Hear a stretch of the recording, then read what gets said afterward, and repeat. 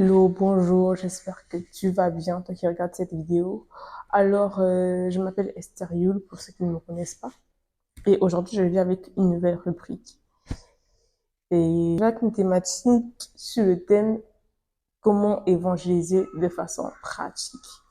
Alors, c'est simple, c'est très simple. Déjà, selon les Écritures, nous avons reçu un grand mandat, d'ailleurs un très grand mandat de pouvoir faire de toutes les nations des disciples. C'est simplement quoi? C'est simplement aller parler de Jésus, aller parler de comment est-ce que Dieu t'a transformé. Cela peut aider quelqu'un, cela peut transformer la vie de quelqu'un, un cœur d'ailleurs justement.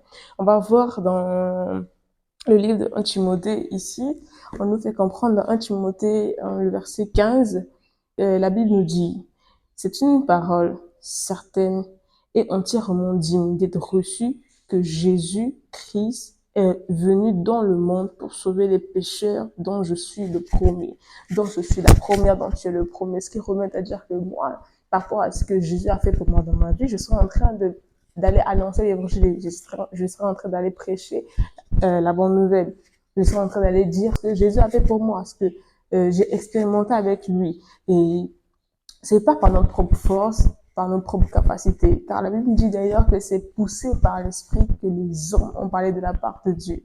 Alors, demande simplement à Dieu de pouvoir t'aider par le Saint-Esprit d'aller parler à quelqu'un. Parce que ce que tu as vécu, ce que tu as expérimenté, tu ne peux pas le garder pour toi.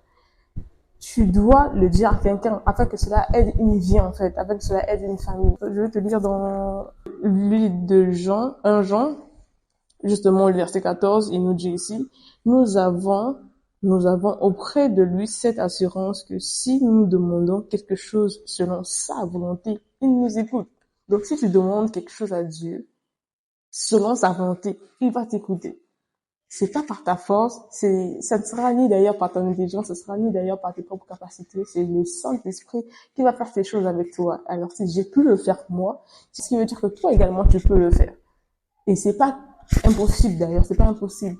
Et pour toi qui ne l'as jamais fait, pour toi qui l'a fait qu'une seule fois, ou qui n'a jamais fait, ou si tu te dis que pour une première fois, est-ce qu'il faut que je prenne le micro, et si j'aille prêcher avec du micro dans la rue, avec du mégaphone et tout ça, il faut que tu fasses l'essentiel. Si tu ne peux pas le faire avec le micro ou tu ne peux pas le faire avec le mégaphone, quelque chose comme ça, tu vas auprès de quelqu'un envers qui tu te sens à l'aise, quelqu'un que tu connais. C'est déjà ça, et aussi évangéliser en fait. Tu évangélises ton prochain, tu évangélises ceux qui sont autour de toi. Tu témoignes de ce que Dieu a fait pour toi en fait.